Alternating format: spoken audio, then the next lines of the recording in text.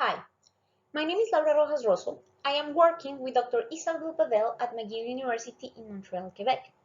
In this poster, I am presenting the 5th Canadian Consensus Conference on the Diagnosis and Treatment of Dementia Recommendations on Non-Pharmacological Interventions. Current pharmacological therapies for dementia have limited efficacy and significant side effects. It is necessary to identify at an individual level as well as the organizational and community levels those interventions that can improve the quality of life of persons living with dementia and their caregivers. The objective of this study was to develop recommendations on the psychosocial and non-pharmacological interventions for persons living with dementia and their caregivers during the 5th Canadian Consensus Conference on the Diagnosis and Treatment of Dementia that took place in 2019. For doing this, we carried out 3 phases.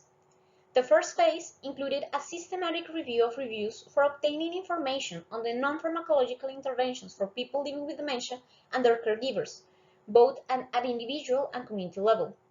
Then, in the second phase, 11 experts in dementia care, including healthcare providers, managers, decision makers, and representatives of persons living with dementia and caregivers, selected 5 interventions and developed and graded their recommendations using the GRADE framework.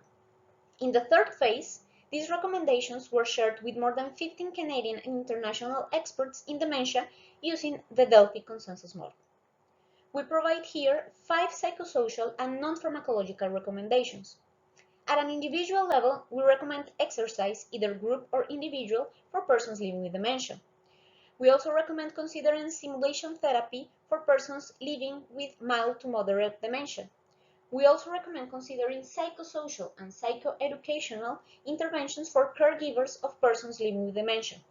At a community level, we recommend considering the development of dementia-friendly organizations and communities for persons living with dementia, as well as the use of case management. All these recommendations were approved by the CCCDT5 panel of experts with a consensus between 91 to 96%. For the first time, recommendations on non-pharmacological interventions were discussed and provided in the CCCDT5.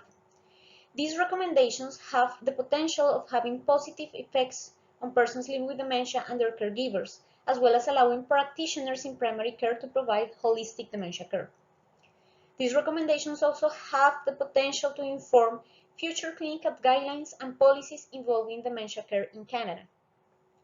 These are only 5 of the non-pharmacological interventions available for persons living with dementia and their caregivers.